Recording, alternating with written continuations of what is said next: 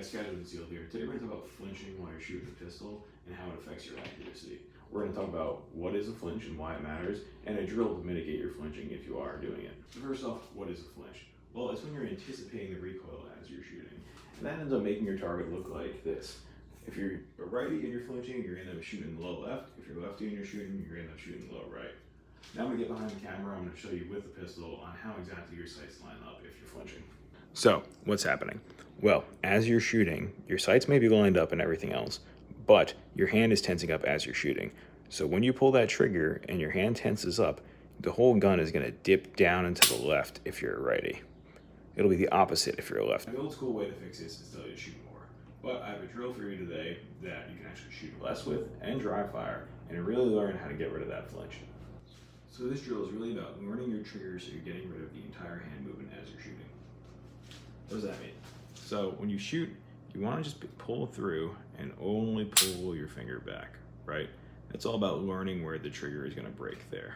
So when we shoot, we're just going to think about it. We're going to pull out the slack in that trigger. That's what we call the slack.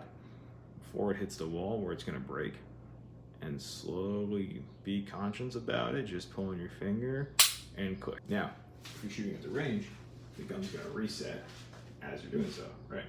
So you're going to have your trigger pinned to the rear. As you're going to shoot, you're going to reset. You're going to lift your hand all the way off the trigger. Then when you're ready to shoot again, your sights are lined up, you're comfortable, you're going to bring your trigger finger back down. Slowly go, shoot. The gun shouldn't move at all. I'll show you how this looks from behind the camera as well. Behind the sights, you're going to line the gun up with the sights, pull the trigger, take up that slack. You're sitting there at the wall, pull as you're slowly thinking about it, click. Gun doesn't move at all, but it will recoil, right? So it resets.